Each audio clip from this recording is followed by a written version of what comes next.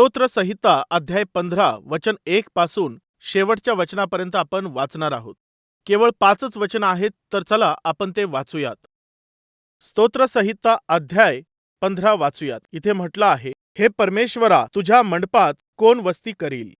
तुझ्या पवित्र डोंगरावर कोण वस्ती करील असं विचारलं आहे. जो सात्विकतेने चालतो व नीतीने वागतो, मनापासून सत्य बोलतो, केवळ तोच. आपल्या जिभेने चुगली करीत नाही, आपल्या सोबत्याचे वाईट करीत नाही, आपल्या शेजाऱ्याची निंदा करीत नाही. अधमाचा तिरस्कार तो करीतो व परमेश्वराचे भय बाळगणाऱ्यांचा सन्मान करीतो. आपण वाहिलेल्या शपथेने स्वतःचे अहित झाले तरी ती मोडीत नाही, आपला पैसा वाढीदिडीला लावित नाही, निरपराध्यांची हानी करण्याकरिता लाज घेत नाही. तो जो असा वागतो तो कधी ढळणार नाही. कोण आहेत? मागील काही दिवसांपासून मी तुम्हाला सांगत आहे, या भूतलावरती 2 प्रकारचे लोक आहेत. एक तर स्वर्गामध्ये जाणारे आणि दुसरे नरकामध्ये जाणार असणारे. ते गट कसे असतील? एक गट तर अरुंद मार्गाने जाणारा गट असेल, दुसरा पसरट मार्गाने पुढे जाईल. एक गट जो आपला निर्माणकर्ता कोण आहे त्याचा स्वीकार करून, त्याला ग्रहण करून त्याच्या मागे चालणारे लोक आहेत. तर दुसरे लोक देवाकडे लक्ष न देता, त्याला जाणून न घेता पुढे जाणारा गट आहे. आजच्या दिवशी तुम्ही कोणते लोक आहात? बायबल असं सांगतं की ज्याने कोणी प्रभू येशू ख्रिस्ताचा तारणारा म्हणून, प्रभू म्हणून स्वीकार केलेला आहे, त्या सर्व लोकांना परमेश्वराचे पुत्र आणि कन्या, स्वर्ग राज्याचे वारीस म्हणून ओळख प्राप्त करून देणारा अधिकार आणि संधी परमेश्वर देणार आहे. जितक्यांनी त्याचा स्वीकार केलेला आहे त्या सर्वांना, त्यांना देवाचे पुत्र बनण्याचा अधिकार परमेश्वराने देऊन टाकलेला आहे. देव ही कृपा करत आहे. जर तुम्ही ख्रिस्त येशूला आपला तारणारा म्हणून स्वीकारलेला आहे, तर तुम्ही देवाच्या नात्यामध्ये आहात. तुम्ही देवाच्या घरातले, त्याच्या कुटुंबातील एक आहात. त्याच्या परिवाराचे सदस्य तुम्ही आहात. तुम्ही सदस्य आहात. देवाच्या राज्यामध्ये कोण राहील असा प्रश्न जर केला तर केवळ जे परमेश्वराचे लोक आहेत तेच त्याच्या राज्यामध्ये राहतील. पाप करणारा जो पापामध्ये राहतो त्याला स्वर्गामध्ये जाण्याचा कोणता चान्स नाही. नीतिमान एक देखील नाही, धार्मिक एक देखील नाही, तरीही बायबल सांगतं नीतिमान एक देखील नाही, तरी देखील येशू ख्रिस्ताने जो त्याग केलेला आहे, क्रुसावर जे रक्त वाहिलं, त्याच्या मौल्यवान रक्ताद्वारे त्याने आपल्या सर्वांचे पाप धुवून टाकले आणि केवळ यामुळेच आपल्याला शुद्ध करण्यासाठी आणि आपल्या सर्वांना धार्मिक व्यक्ती बनविण्याकरिता येशूला या जगात पाठविण्यात आलं. या वास्तविकतेचा स्वीकार करून जे त्या सत्यावर विश्वास ठेवतात, देवाच्या कृपेने त्यांचं तारण होत असतं. त्यांचं नाव जीवनाच्या पुस्तकामध्ये लिहिण्यात येतं. कृपा करून लक्ष द्या, गावांमध्ये वोटर लिस्ट असते. याचा अर्थ काय असतो माहित आहे? जनगणनेमध्ये त्यांचं नाव आढळून येत असतं. या खेड्यामध्ये, या गावामध्ये इतकी लोकसंख्या आहे. त्याचप्रमाणे स्वर्गामध्ये राहणारे लोक कोण आहेत त्याची देखील एक यादी आहे. बायबल आपल्याला सांगतं की जीवनाच्या त्या पुस्तकामध्ये ज्यांचं नाव राहणार नाही त्यांना सार्वकालिक नरकात पाठविण्यात येईल, हेच तर बायबल सांगतं. व ज्यांचं नाव जीवनाच्या पुस्तकामध्ये आढळेल ते अनंत कालासाठी देवाबरोबर स्वर्गात राहतील. आज तुमचं नाव मतदान यादीमध्ये असू शकतं. तुमचं आधार कार्ड देखील असेल, पासपोर्टवर देखील तुमचं नाव असेल, बँकेच्या पासबुकवरती असू शकतं. तुमचं नाव कित्येक जागेवरती म्हणजे अटेंडन्स रजिस्टरमध्ये असू शकतं, कदाचित कमिटीवरती असू शकतं. परंतु एक प्रश्न आहे, परंतु काय स्वर्गातील जीवनाच्या पुस्तकामध्ये तुमचं नाव आहे का? जीवनाच्या पुस्तकामध्ये ज्यांचं नाव असेल केवळ तेच लोक स्वर्गामध्ये जाऊ शकतील. या संभ्रमामध्ये जगू नका की आम्ही लहानपणापासून ख्रिस्ती आहोत. माझे आजोबा बिशप होते, माझे पणजोबा सेवक होते, आम्ही जन्माचेच ख्रिस्ती आहोत, आम्ही ख्रिस्ती धर्माचे आहोत. लहानपणापासूनच आम्ही संडे स्कूल आणि यूथ फेस्टिवलमध्ये जात आलो. आम्ही प्रत्येक वेळेला ऑफरिंग देतो. नेहमी आम्ही प्रार्थनेत सहभागी असतो. सेवा कार्यात देखील मी भाग घेत असतो. मी तर उपदेश देखील करत असतो. स्वर्गात आम्ही नाही तर कोण जाणार? अशा विचारात जर तुम्ही आहात तर तुम्ही संभ्रमामध्ये आहात. या जगामध्ये या सर्व गोष्टी कोणीही करू शकतील.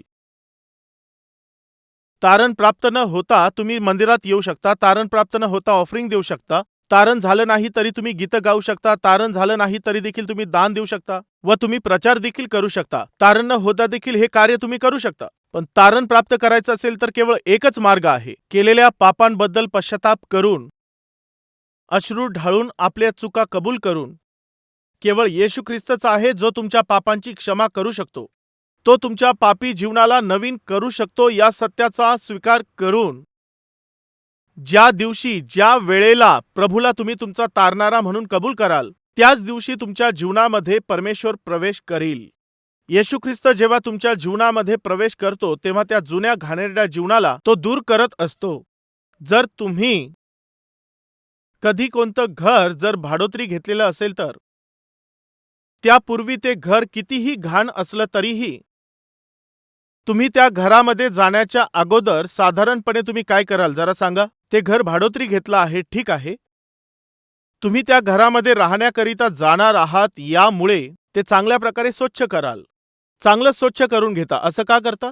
जिथे तुम्ही राहायला जाणार असता ते चांगल्या प्रकारे स्वच्छ करता, चांगलं क्लीन करता. ज्या घरामध्ये, ज्या खोलीमध्ये तुम्ही राहायला जाणार असतात त्या घराला, त्या रूमला तुम्ही चांगलं स्वच्छ करता. का? कारण की स्वच्छता तुमच्यासाठी महत्वाची आहे. तसंच ज्या परमेश्वराचा मी प्रचार करत आहे तो पवित्र आहे, तो अति पवित्र असा आहे. जर त्याने तुमच्या हृदयामध्ये राहायला पाहिजे असेल, तो तुमच्यात राहावा, तर जेव्हा तुम्ही तो निर्णय घेता, जेव्हा तुम्ही त्याचा स्वीकार करता, तेव्हा तो काय करतो? तुमच्या जीवनामध्ये प्रवेश करून सर्व काही तो स्वच्छ करतो. तो निरंतर तुमच्यामध्ये राहणार आहे, तुमच्यामध्ये निवास करणार आहे, यामुळे तो सर्व काही क्लीन करतो. काय तुमच्यामध्ये हे शुद्धीकरण झालं का? देवाने तुम्हाला क्लीन केलेलं आहे का? तुमच्या जीवनाला परमेश्वराने क्लीन केलेलं आहे का? जर तुम्ही स्वच्छ केलं नाही तर देव वास करणार नाही. हे इतकं सरळ आहे. जर तुमच्या जीवनामध्ये पापी कृत्य चालू असतील तर, नीच असे कृत्य अजूनही जर चालू असतील तर, पूर्वी केलेले चुकीचे कृत्य तुम्ही सारखे सारखे करत आहात आणि त्याच घाणीमध्ये अजूनही राहत असाल तर, जसे होता तसेच जर तुम्ही आहात तर, पूर्वीची घाण, मागील वर्षाची घाण, या वर्षाची घाण असं जर आहे तर तुम्ही माणूस नाहीत. घरामध्ये जर सर्वत्र जाळ्या झाल्या आहेत, सगळीकडे जर घाण पसरलेली आहे, जर घरामध्ये किडे मुंग्या झाल्या असतील तर त्या घरामध्ये कोणी जिवंत माणूस नसतो. कधी काळी एक मनुष्य जो खूप श्रीमंत होता त्याने मोठा महल बांधला. त्या मनुष्याने खूप मोठा महल बांधला, आजूबाजूला गार्डन केलं आणि आजूबाजूला चांगली फेन्सिंग लावली. जेव्हाही कोणी माणूस त्या महलासमोरून जायचा, निश्चित तो त्याला पाहण्याची इच्छा बाळगायचा. एवढ्या मोठ्या जमीनदाराने, त्या धनवान व्यक्तीने मरत असताना एक मृत्यूपत्र लिहिलं. माझ्या मरणानंतर हा महल कोणाला मिळेल ते मृत्यूपत्रामध्ये लिहून ठेवलं. त्याच्या मृत्यूनंतर एवढा मोठा महल, एवढा मोठं भवन कोणाला मिळेल हे जाणण्याकरिता गावाच्या लोकांमध्ये खूपच उत्सुकता होती. खूपच जास्त उत्सुकता होती. हा एवढा मोठा महल आहे, इतका अद्भुत असं भवन आहे, मरणानंतर हा कोणाला मिळेल? जेव्हा विचारलं तेव्हा समजलं की त्या मृत्यूपत्रामध्ये कोणाचं नाव लिहिलेलं आहे. माझा हा जो महल आहे, माझी ही सर्व संपत्ती मी सैतानाकडे सोपवित आहे आणि मी मरत आहे. सैतानच या सर्व संपत्तीचा वारस आहे. माझ्या धनाचा तो अधिकारी आहे. मी हे सर्व काही सैतानाला देत आहे, असं लिहून तो मरण पावला. तुम्हाला जोक वाटत आहे ना? मी तुम्हाला समजावं म्हणून सांगत आहे. ज्या क्षणाला त्याने आपली सर्व संपत्ती सैतानाच्या नावावरती करून टाकली, त्यावेळेला काय झालं माहित आहे? घरामध्ये माणसाला राहण्याची कोणती जागा नव्हती, मनुष्य कोणी नव्हते, झाडांना पाणी घालायला कोणी नव्हतं. त्या ठिकाणी असे काटे उगवले. एवढं सुंदर असणारं गार्डन जंगलासारखं झालं. जो महल पूर्वी चमकत असायचा, तो महल, ती बिल्डिंग थोडीशी धुरकट अशी झाली. चांगल्या प्रकारचे पक्षी, कबूतर जिथे राहत होते त्या ठिकाणी वटवाघुळी राहू लागल्या. हळूहळू त्या महालाच्या भिंतींमधून रानटी झाडं उगू लागले. आता तो बंगला पुढे जाऊन त्याचं काय झालं माहित आहे? तो भूत बंगला बनला. भूत बंगला. भूतं राहतात ती जागा जिथे माणसं राहत नसतात. आता जर समोरून कोणी जात असेल तर तो त्याकडे पाहून असंच बोलेल की हा बंगला किती चांगला होता, हा किती सुंदर दिसत होता, परंतु आता कसा दिसत आहे? हा आता काय झाला आहे? भूत बंगला. हा भूत बंगला का झाला? कारण तो हातात हँडओव्हर केला, तो सैतानाच्या हातात समर्पित केला. भाऊ आणि बहिणींनो, लक्ष देऊन ऐका. तुमचं जीवन जर तुम्ही सैतानाच्या हातात सोपविलं आहे तर तो काय करेल माहिती आहे? त्याला तो भूत बंगला बनवेल. भूत बंगल्यामध्ये ते बदलून टाकेल. कदाचित तुम्हाला बदललेलं असेल, असा देखील वेळ होता जेव्हा तुम्ही चांगल्या प्रकारे अभ्यास करणारे विद्यार्थी होते. एकेकाळी नोकरी तुम्ही चांगल्या प्रकारे करत असाल. एकेकाळी तुम्ही नाव आणि सन्मान प्राप्त झालेले, पद प्राप्त झालेले व्यक्ती होता. एकेकाळी तुम्ही चांगले संदेश दिले असतील, चांगल्या प्रकारे सेवा केलेली असेल. परंतु आजची स्थिती कशी आहे? सर्व तुमच्याकडे पाहून हसत आहेत ना? ते तुमच्याकडे पाहून तुमची थट्टा करत आहेत ना? सगळे तुमच्याकडे पाहून तुमच्याकडे हात करत आहेत, म्हणत आहेत, एकेकाळी हा चांगला माणूस होता. एकेकाळी खूप चांगल्या प्रकारे हे जगले. एकेकाळी यांचं जीवन खूप आत्मिक होतं. एकेकाळी पूर्वी ही किती सुंदर होती, परंतु आता ही कशी झाली, किंवा आता हा कसा झाला आहे? याचं आयुष्य बर्बाद झालेलं आहे. याचं सर्व कुटुंब उद्ध्वस्त झालं आहे. असू शकतं असं प्रश्न करण्याच्या अवस्थेमध्ये तुमचं जीवन जर पोहोचलं असेल तर जरा विचारा. तुमच्या जीवनामध्ये पूर्णपणे परमेश्वराला अधिकार देण्याऐवजी सैतानाला तुम्ही संधी दिलेली असेल, अधिकार दिलेला असेल, व त्याने यामुळेच काय केलं माहीत आहे? त्याने सर्व काही अंधकारात बदललं, सर्व काही लज्जित होईल असं करून टाकलं. तुमच्या जीवनाला भूत बंगल्यासारखं करून टाकलं. सैतान येऊन जर तो राहू लागला तर तुमचं जीवन भूत बंगलाच बनणार. जर त्याच भूत बंगल्यामध्ये त्याने येशू ख्रिस्ताला जर येऊ दिलं असतं तर ते जे घर आहे ते स्वर्गामध्ये बदललं असतं.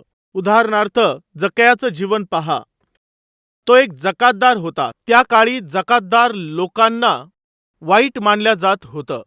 त्यांच्याकडे वाईट नजरेने पाहण्यात येत होतं. समाजामध्ये त्यांना कोणतं महत्त्व नव्हतं, त्यांची कोणती इज्जत नव्हती. यामुळे येशू ख्रिस्त पाप्यांबरोबर बसून जेव्हा जेवण करत असायचा तेव्हा त्या काळचे सदुकी आणि परुषी असं बोलत असायचे, हे सर्व काय आहे? हा तर जकातदार आणि पापी लोकांबरोबर जेवण करायला बसतो. अरे, जकातदार लोकांबरोबर, पापी लोकांबरोबर हा जेवण करत आहे. पाप्यांपेक्षा मोठे पापी जकातदारांबरोबर. त्या काळामध्ये येशू ख्रिस्ताने जे असा प्रश्न विचारत होते त्यांना उत्तर देत असताना असं म्हटलं, जकातदार लोक आणि व्यभिचारी लोक स्वर्गामध्ये चढून जातात. त्याचं कारण प्रभूने सांगितलं आहे. सर्वात पहिलं काय म्हटलं? जकातदार, व त्यानंतर व्यभिचारी. याचा अर्थ काय आहे? ते तर व्यभिचारीपेक्षाही तुच्छ लोक आहेत. पाप्यांपेक्षा जास्त मोठे पापी हे लोक आहेत असं जकातदार लोकांना समजण्यात येत होतं. समाजामध्ये यांना कोणती किंमत नव्हती. समाजामध्ये त्यांना इज्जत नव्हती. त्यांच्या घरामध्ये कोणतीही शांती नव्हती. ऐका मित्रांनो, जकातदार असणारा हा जो जक्कय होता त्याला समाजामध्ये कोणत्याही प्रकारचा आदर नव्हता, कारण रक्ताचं शोषण करणाऱ्यासारखं तो पैशांची वसुली करत असायचा. रक्त शोषून घेणारी जळवा जर कोणाला लागली तर ती सोडत नसते. त्याच प्रकारचं या जकातदार लोकांना समजत होते. ते यहुदी असताना देखील त्या काळामध्ये यांच्यावरती राज्य करणाऱ्या त्या रोमी शासनासाठी काम करत होते. ते आपल्या या यहुदी लोकांकडूनच चुकीच्या पद्धतीने कर वसुली करायचे. 1 रुपयाच्या ऐवजी 4 रुपये घ्यायचे. ते अन्यायाने वसुली करत असायचे. यामुळे त्यांचा फार तिरस्कार करण्यात येत होता. सर्व लोक ज्यांचा द्वेष करत होते, ज्यांचा तिरस्कार करत होते, अशा घृणित समजल्या जाणाऱ्या जक्कयाच्या घरी एक दिवस येशू ख्रिस्त गेला. जक्कय या नावाचा अर्थ माहीत आहे? पवित्र असा आहे. नाव पवित्र होतं, परंतु त्याच्याकडे कोणतीही पवित्रता नव्हती. त्याच्या मनामध्ये कोणतीही शांती नव्हती. अशा मनुष्याच्या घरामध्ये जेव्हा प्रभू येशू ख्रिस्त गेला तेव्हा काय झालं माहीत आहे? आता त्याचं घर प्रकाशमय होणार. ते घर देवाच्या उपस्थितीने भरणार होतं. त्या घरामध्ये आतापर्यंत जी होती अन्यायाने कमावलेली सर्व प्रकारची संपत्ती त्याने केवळ एका क्षणामध्ये बाहेर काढली. येशूने जसाच त्याच्या घरामध्ये प्रवेश केला तेव्हा लगेच जक्कय काय बोलला? गुरुजी, मी ज्या कोणाकडून अन्यायाने काही घेतलं आहे त्याला मी चौपट परत करतो. मला नको आहे. अन्यायाने मिळवलेली संपत्ती मला नको आहे. अवैध मार्गाने कमावलेला पैसा मला नको आहे. हे पापी जीवन मला नको आहे. येशू ख्रिस्त त्याच्या घरामध्ये प्रवेश करण्याच्या अगोदर त्याच्या घरामध्ये जे चालत होतं, तो जो हुकूम चालवित होता, जे त्याचं राज्य चालत होतं, धनाची अपेक्षा करणं, अशा त्या जीवनाला त्याने सोडून दिलं. आपलं पापमय जीवन जक्कयाने जेव्हा लगेच सोडून दिलं तेव्हा येशूने असं म्हटलं, हाही अब्राहमाचा पुत्र आहे. अशी साक्ष त्याच्याविषयी देण्यात आली. तुम्हाला माहित आहे, जेव्हा येशू ख्रिस्त कोणाच्या जीवनामध्ये येतो त्यांच्या जीवनामध्ये जो अंधकार दिसून येत असतो त्या अंधकाराची कृत्य निघून जात असतात. ते पळून जातात. यामुळे तुम्हाला विचारतो, जर येशू ख्रिस्ताने तुमच्या जीवनात प्रवेश केला नाही तर तुम्ही प्रकाशाचं जीवन जगू शकत नाही. दिवा लावल्याशिवाय अंधकार निघून जाईल हे कधीही घडू शकणार नाही.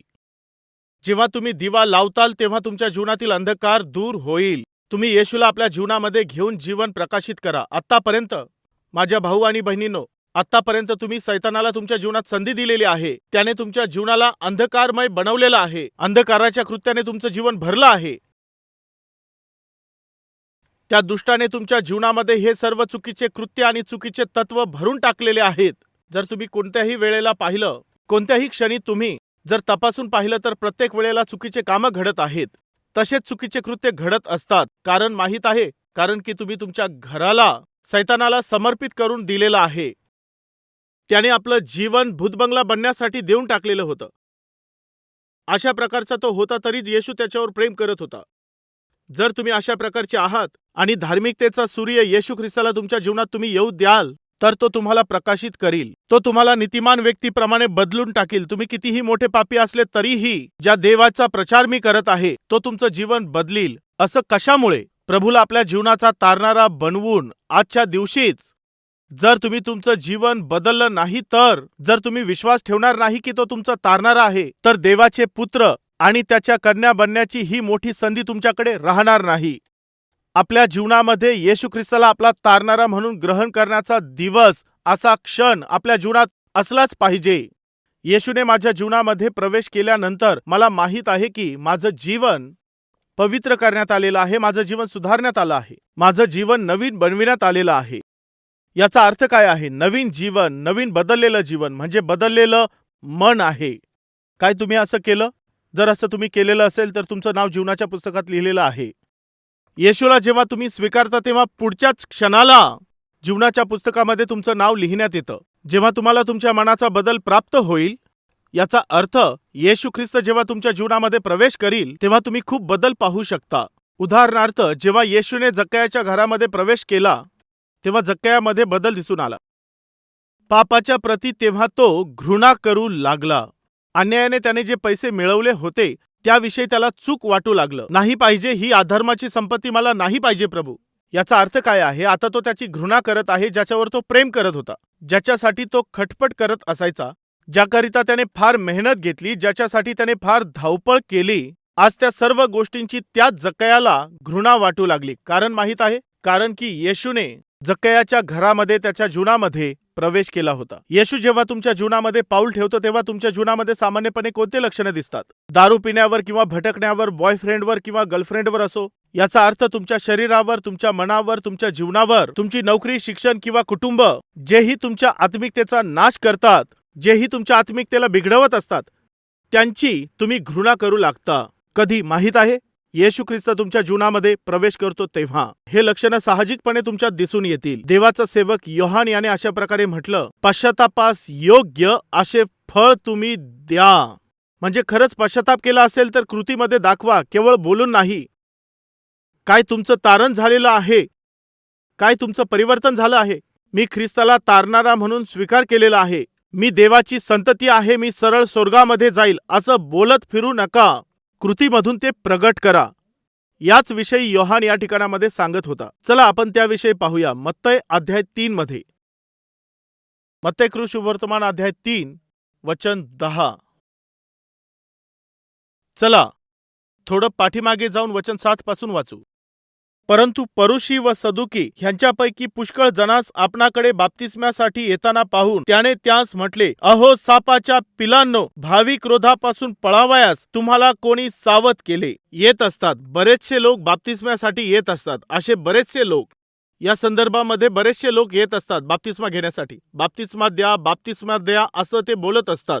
व्हिजिटिंग हवर्समध्ये काही लोक येऊन मला भेटत असतात आणि बोलतात, ब्रदर बाप्तिस्मा कधी देणार आहात? प्रत्येक महिन्याच्या दुसऱ्या रविवारी आम्ही देतो. तर मग तुम्ही जरा लवकर देऊ शकणार नाही का? तुमच्या मुलाला एवढी कशासाठी घाई आहे? आपल्या पापांचा पश्चाताप करायचा आहे, येशू ख्रिस्ताला तारणारा म्हणून स्वीकारायचा आहे, यासाठी त्याला बाप्तिस्मा घ्यायचा आहे का? नाही नाही, तसं नाही. मग काय आहे? आज त्याचं लवकर लग्न लावून द्यायचं आहे.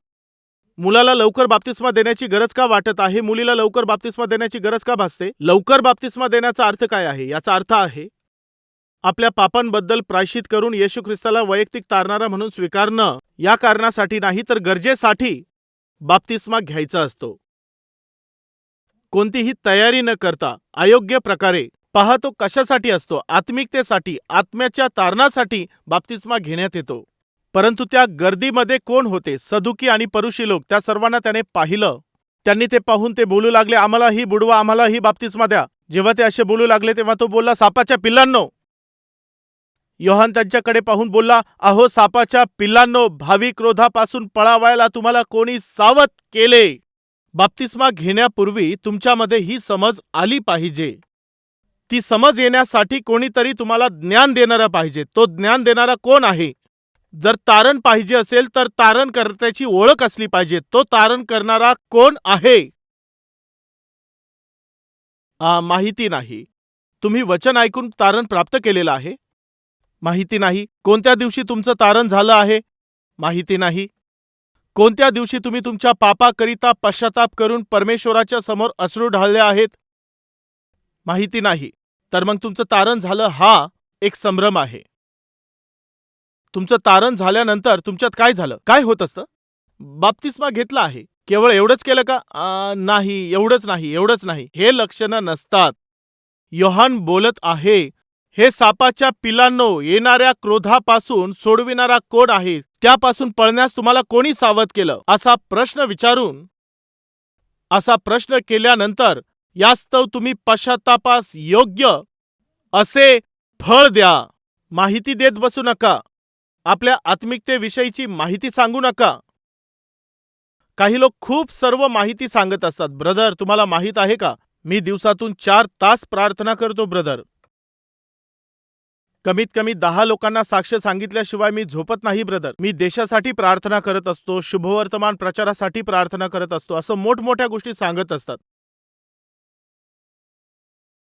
परंतु जेव्हा त्यांची कृती पाहतो तेव्हा त्यांच्यामध्ये येशू ख्रिस्त दिसून येतच नसतो. मात्र केवळ एक गोष्ट दिसून येते, गप्पा मारणारे विश्वासी पाठीच्या मागे बोलत असतात. जर त्या मनुष्याविषयी तुम्हाला काहीच माहिती नाही, केवळ त्यांचं बोलणं ऐकून, हो तो किती चांगला बोलतो, ती किती चांगली बोलत असते, परंतु त्याच व्यक्तीला जर तुम्ही चांगलं जवळून पाहिलं तर मग काय हा तोच व्यक्ती आहे का जसा तो बोलत होता? किंवा ती जी खूप चांगलं बोलत होती, त्यांच्या बोलण्यामध्ये आणि त्यांच्या कृतीमध्ये समानता नसते, त्यांच्यात आत्मिकता नसते, केवळ ऍक्टिंग असते. हे जे नाटक करणारे असतात ते त्या वेळेमध्ये तसं चरित्र धारण करत असतात. डॉक्टरांची भूमिका करायची असेल तर तसं कॅरेक्टर करतात.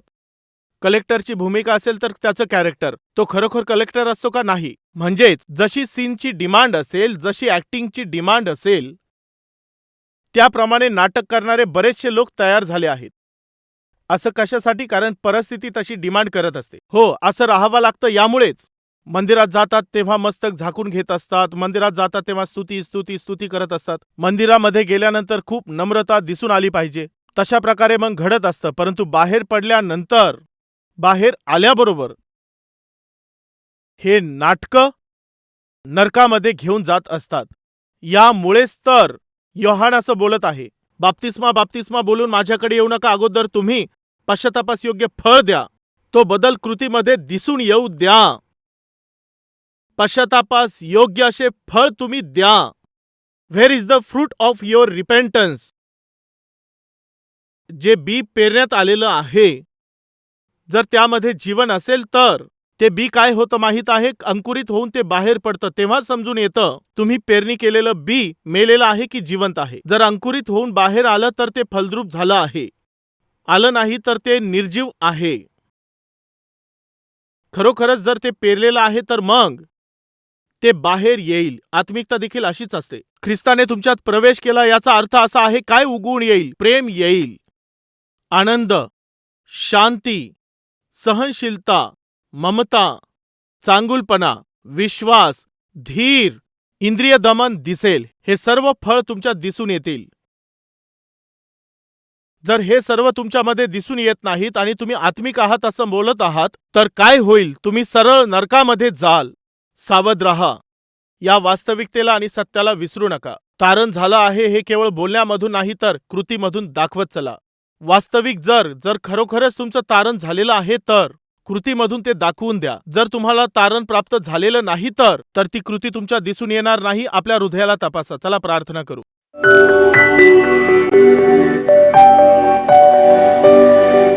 देवा परमेश्वरा, तारण प्राप्त झाल्याचे फळं माझ्यात दिसून आले पाहिजेत. तू माझ्या जीवनामध्ये येशील तेव्हाच हे शक्य होऊ शकतं. तू जर आला नाहीस तर हे शक्य होऊ शकणार नाही. केवळ माहिती दिल्याने कृतीत काही दिसणार नाही. त्या दिवशी जक्कयाच्या घरामध्ये तू प्रवेश केलास आणि कृती दिसून आली. त्या भूतग्रस्ताच्या जीवनामध्ये जेव्हा तू प्रवेश केलास तेव्हा कृती दिसून आली. शोम्रोनी स्त्रीच्या जीवनामध्ये तू प्रवेश केलास आणि कृती दिसून आली. पौलाच्या जीवनामध्ये तू प्रवेश केलास, हे कृतीमधून दिसून आलं. हे बापा, हे देवा, नवीन मनुष्याचं जे परिवर्तन आहे त्याच्या फळांना तो बदल प्राप्त करण्यासाठी आमचं सहाय्य कर. वचनाचा स्वीकार करून जे लोक पश्चाताप करत आहे अशा प्रत्येकांच्या जीवनात तू प्रवेश कर. हे प्रभू, लोकांच्या अंतःकरणाच्या नेत्रांना संभ्रम करणाऱ्या दुष्ट आत्म्याने आंधळ करून सोडलं आहे. त्या संभ्रमापासून त्यांना तू वाचव देवा. हा भ्रम आहे. ख्रिस्त आमच्यामध्ये आहे असा तो भ्रम आहे. आम्ही स्वर्गामध्ये जाणारच आहोत हा भ्रम आहे. आम्ही जाणार नाही तर कोण जाईल हा एक गर्व आहे. अशा गर्वामुळे देवा अंधकाराने भरून गेलेले असे बरेचसे लोक आहेत. गर्वाच्या या तटांना तू दूर कर देवा. नम्रतेचा स्वभाव देऊन प्रायश्चित करणारं मन व तारणाचा अनुभव देऊन तारण प्राप्त झाल्याच्या कृती व फळ कृतीमधून दाखविण्याची कृपा तू कर. येशू ख्रिस्ताच्या नावाने आम्ही ही प्रार्थना मागत आहोत बापा. आमेन.